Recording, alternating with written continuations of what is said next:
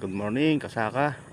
Ito po ang ating dulo na ng ating taniman. Lupain natin dulo na po yan. May kalabasahan po yan. Ayan po. Diyan po tayo kumukuha ng ating panggulay. At ang ilalim naman po, both side, mayroon po taninding kangkong. Ito po. Lahat po ng tabing ilog. Makipansin nyo, tinaniman po namin ng kangkong yan hanggang doon sa dulo po.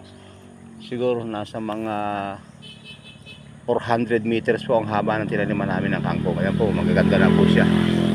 Kaya kung gusto natin mag-harvest, panggulay o pambenta, bababa lang po tayo. Napakaganda po ng kangkong, malinis na malinis po. Okay. Ito naman po ang aking rest house sa labas. Meron din po tayong rest house dito po. Medyo napabayaan lang po dahil nung tayo ay nalugi sa baboy, hindi na po natin ay pagpatuloy. Malaking pera po nalugi sa atin sa baboy. Ayan po ating rest house po. Napakaganda po sa loob nito. Dapat po ito ay gagawin kong restaurant. Ito po siya. Ayan po ating rest house. Pero pag sinuwerte uli at nakarecover, atin pong gagawin uli ito. Sayang po ang laki po na gastos dito. Ayan po ang halamanan natin. Ito po ating rest house po. Ayan po.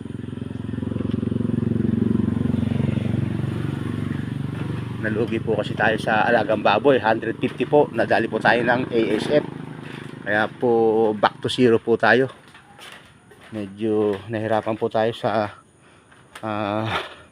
pagkamatay ng ating mga alaga.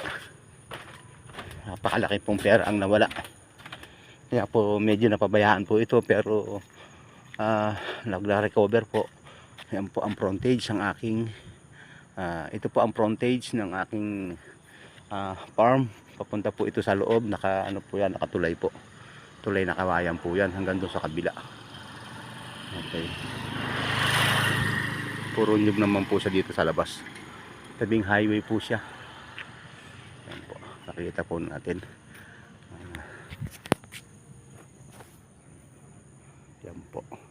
Ako lang din po ang niyan, nag-design at kumuha lang ako ng assistant na nagpapako, nag-aabot. Kahit hindi po tayo marunong na karpintero, hindi po ako karpintero, kaya lang kung gusto natin gawin, magagawa naman natin pag ating inisip kung paano gawin. Okay, good morning mga kasaka.